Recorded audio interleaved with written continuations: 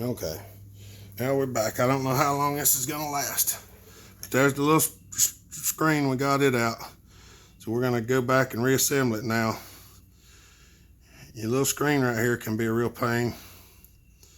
I'm gonna put it in there, push it down, just tuck it in there a little bit, and that's it. Then cleaned out your needle holes. Put your needles back in. Run them all the way down till they seat real lightly, and then back them out a turn. That's usually enough to get you started. This is the hardest part right here, I think, for most people. You stand this little spring up in the first little hole. It goes right there in that little hole. And you pick this thing up.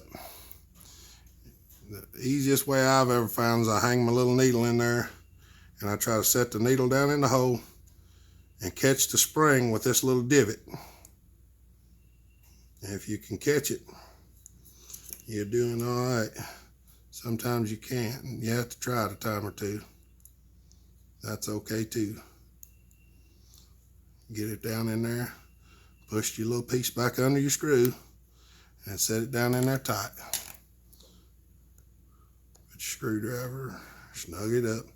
Don't over tighten these screws because they will strip and they'll twist off. You just want to snug it. Now, I don't know whether you can see it or not, but you want the top of this to be almost level with these two pieces.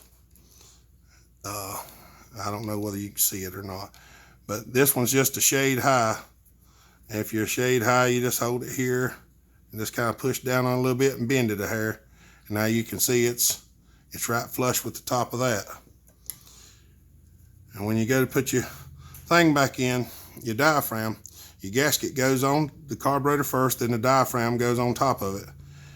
And trying to get that in there, well, there I got it. You have to push down with the center of your finger to get it in there. You got that on. Put the top of your carburetor back down. Put your screws in, tighten them up. You know, don't over tighten the far out of these screws. They just need to be tightened down, and then just a little turn on them to make sure they're tight.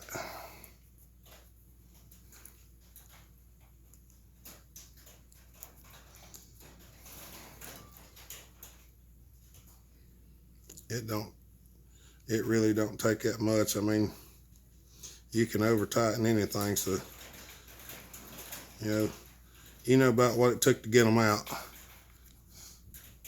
You know, just a little.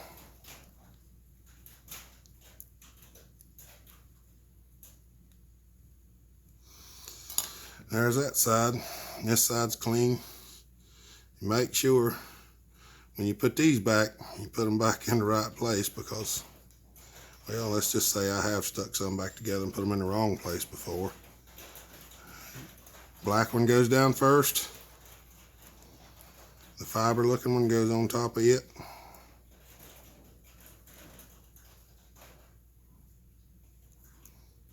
Line the holes up best you can. This one's got two small pins there and there. Your gasket goes on against the cap. You want to try to set it down on there just as straight as you can. Wiggle it just a little bit. It pops down in the holes. Put your screws in.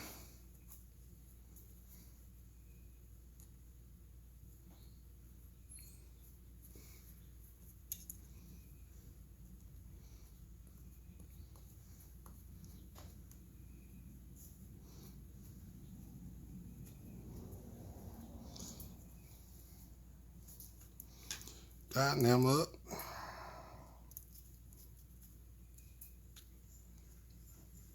Once again, just, they're little screws. They don't need to be torqued at 65 or 75 foot-pounds. Just a little snugging will do. Then on my jets, like I said, just run them in. Run it in, run it in, run it in.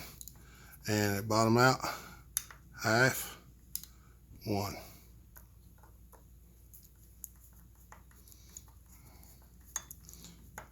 high side, half, 1. That's usually enough to make them run. And that's what it is to rebuild one. Other than that, you have to pull it off and put it back on the saw. I'm figuring if you need to know how to do that, let me know and we'll work up a video for that too.